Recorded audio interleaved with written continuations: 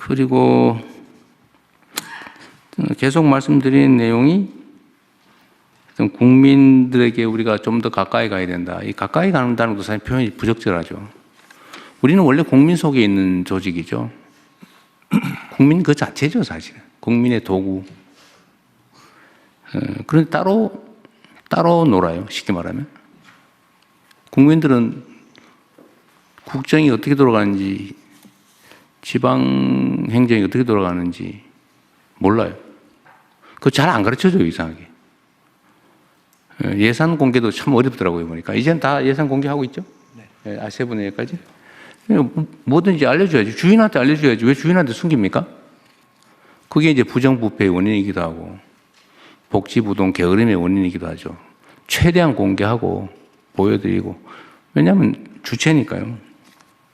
그래서 제가 전에 관련 단체 수혜자, 이해관계자에게 최대한 많이 접근하고 논의하고 들어봤으면 좋겠다. 똑같은 일을 하더라도 얘기를 들어서 하는 거하고 그냥 일방적으로 하는 건 다르죠.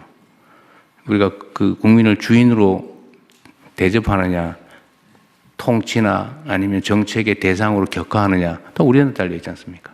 그렇게 하면 안 되죠. 그래서 국민과 좀 더 가까이 했으면 좋겠고요. 국민들의 목소리를 잘 들어야죠. 뭐 방법은 아주 다양한데 저는 사실 저한테 오는 메시지 다 읽어보거든요. 그러다 보니까 좀 밤늦게까지 읽는 경향이 있는데 뭐 그런 것도 보고 어디 뭐 댓글도 좀 보고 보면 도움이 되는 게 많아요. 우리가 모르는 걸 아주 정말 잘 체크합니다. 그런데 이걸 악용하는 집단이 있어요. 댓글 선점해가지고 메뉴에다 해놓고 그 거짓말 써놓고 막 좋아요 눌러가지고 조작하고 국민의 눈을 흐리는 요거는 이따 우리 총리께서 한번 말씀하실 때 한번 체크해봐야 되겠어요. 전에 댓글 여론 조작하는 것 수사 좀 하라고 했는데 어떻게 됐죠? 저기 행안부 네, 예, 좀 하고 있어요? 예, 하고 있습니다. 어떻게 하고 있어요? 경찰청에서 전담 조직을 만들어서 만들었어요? 예. 어쨌든 성과를 좀 보고를 좀 하라고 하십시오. 네, 알겠습니다. 너무 지저분해요. 예.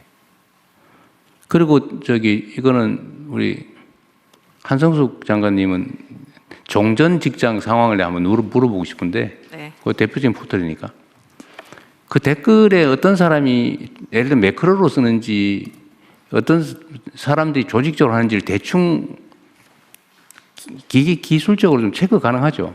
네, 기술적으로 IP 체크하면 저희가 이제 댓글 보면서 예전에 체크해 보면 특정한 집단이 반복적으로 쓰는 경우가 그러니까요. 벌어집니다. 그 업무방해 아니에요? 댓글에 이제 그 프로필을 연결해서 그 어떤 사람이 이 댓글을 쓰고 있는지 많이 쓰고 있는지 리스트도 보여주고 이런 개선들을 계속 할 필요가 그러니까 있죠. 조작이 너무 심해요. 하여튼 그것도 그 민주주의 체제를 위협하는 정보 조작 행위이기 때문에 그건 행안부에서 이거는 그냥 누구의 명예를 훼손하는 그런 문제가 아니고 그 순위 조작하고 이런 거는 업무 방해일 뿐만 아니라 정보 조작이라서 민주주의 체제를 위협하는 행위입니다. 이게 너무 심해요. 각별한 경각심을 가지고 예. 경찰이든 검찰이든 행안부든 법무부든 잘 챙겨주시기 바랍니다. 그리고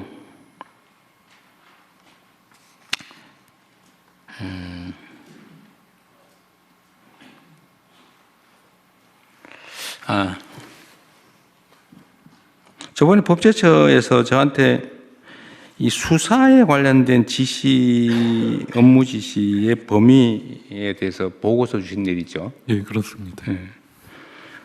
결론은 구체적인 사건에 대한 구체적 지시가 아니면 해도 된다. 그런 거였던가요? 행정부하고 그 정부 전체를 통할하는 그 대통령의 지휘에서 국가적인 그리고 전 사회적인 이슈 등에 대해서 그 일반적 포괄적으로 대처하고 지시하는 건 충분히 가능하다고 판단합니다. 그거를 점검을 검토를 한 번 더 해주세요. 거기에 이게 이제 법리적으로 그런 거죠. 대통령은 모든 공무원에 대한 지휘권이 있는데 개별 법령에 따라서 국가 공무원 중에서 대통령이 지휘를 하면 안 되는 데가 아예 있고, 예를 들면 뭐 사법부, 뭐 선관위, 뭐 이렇처럼 아예 딱 정해진 곳이 있고, 또 개별적인 법률에 의해서 하면 안 된다라고 하는 거, 뭐 직권남용에 해당되는 행위를 하면 안 되지 당연히. 뭐 그런 거 있는데, 지금 수사와 관련해서는 예를 들면 특정인을 처벌해라, 뭐 기소해라 말아라 이런 거 하면 안 되지만, 예를 들면 특정 사건에 대한 엄정한 수사를 촉구한다든지 이런 건 당연히 이때까지 해왔고 예, 할 수 있는데, 제가 보니까 이거를 마치 하면 안 되는 걸 하는 것처럼 그렇게 생각하는 경향이 있더라고요. 특정한 사건의 경우에는 아무래도 그 사법 경찰이나 검찰의 기능이 좀 사법적인 그렇죠. 독립적이어야 되니까, 예, 자율권과 독립성을 부여해야 되니까 이래라 저래라 하면 안 되지만, 어떤 사회적인 문제에 대해서 엄정 수사하라 이런 건 이때까지 해왔던 일이라는 거예요. 있습니다. 그리고 구체적 사건에 대한 지휘는 법무부 장관은 구체적 사건, 일반적인 지휘권이 있는데, 검찰에 대해서 구체적 사건의 지휘를 하려면 검찰총장에게만 해라는 제한이 있는 거죠. 만약에 그 제한이 없다면 해도 되는 거지, 원래는. 검사의 권한이 있는 것처럼. 그러나 그거는 그 법에 금지되어 있기 때문에 구체적 사건에 대해서 검찰총장에게만 한다. 라운 외에는 지휘, 일반적 지휘는 다 가능하고. 근데 행안부는 지금 경찰에 대한 지휘가 치안에 관한 게 행안부 장관의 업무가 아니라는 거죠. 뿐만 아니라 수사에 대해서도 정책에 대해서는 그 권한을 행사하고 그러니까 그게 지금 제가 보기엔 법 체계상에 약간 문제던데, 지금 그러면 논리적으로 보면 경찰에 대한 지휘권은 일단 수사는 당연히 없어 보이고, 네. 그러면 개별 경찰에 사건에 대한 치안에 대한 업무도 지휘가 사항이 안 돼요. 치안에 대해서는 지휘 가능합니다. 치안은 되고 뭐가 안 되는 거예요? 그 개별 사건 수사에 관해서는 지휘를 할 수 없게 돼 있는 그게 이유가 법에 정해져 있어요? 그 법에 행안부 장관이 할 수 없다는 법이 있는 것은 아니고요. 경찰청장이 국수본의 수사에 대해서 개별 사건에 관해서 지휘할 수 없다라고. 그건 명확하게 있고. 예, 명확. 그럼 국수본부장은 경찰인데 경찰청장이 소속이긴 하지만 네. 수사에 대해서는 아예 손을 떼라. 네네. 라는 취지인데, 그럼 국수본부장의 수사는 누가 지휘합니까? 그 지 마음대로 합니까? 그 규정이 없습니다. 바로 그게 문제죠. 그냥 일반 지휘권 외에는 없습니다. 그래서 이것도 법제처에서 정리를 좀 해주세요. 필요하면 입법을 개정을 하든지 해서라도 정리를 해야지. 그런데 아까 얘기했지만 대통령은 부처청에 대해서 지휘 감독한다. 네. 업무에 대해서 이렇게 포괄적으로 돼 있단 말이에요. 네.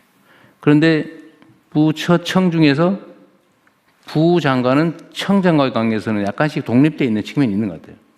청이 외청이라서 외청이라서. 업무가 독립되어 있습니다만 그 지휘 관계는 있습니다.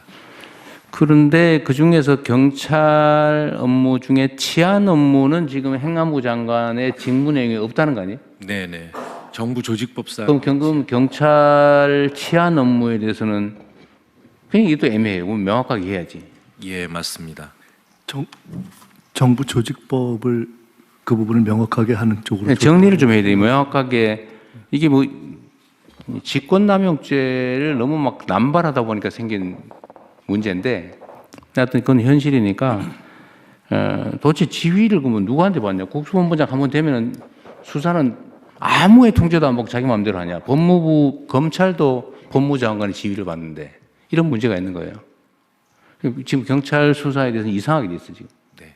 그래서 요거는 구체적 사건에 대한 지휘, 처분에 대한 지휘는 존중하는 게 맞을 것 같긴 한데, 그것도 뭔가 법제처에서 분명하게 정리를 좀 해줘야 될 것 같습니다. 애매하게 뭐든지 권한 행사에 관해서 애매하면 안 되거든요. 네, 그러니까 그 검찰하고 법무부 관계처럼 새로 신설되는 중수청의 경우에도 그 민주적 통제가 필요한 것이고, 그러니까요. 그것은 이제 행안부 장관을 통해서 할 수밖에 없는 것으로 좀 일단은 검토가 되고 있습니다. 그러니까 해석으로 가능한지 필요하면 법을 개정해야 될지도 판단을 한번 해주세요.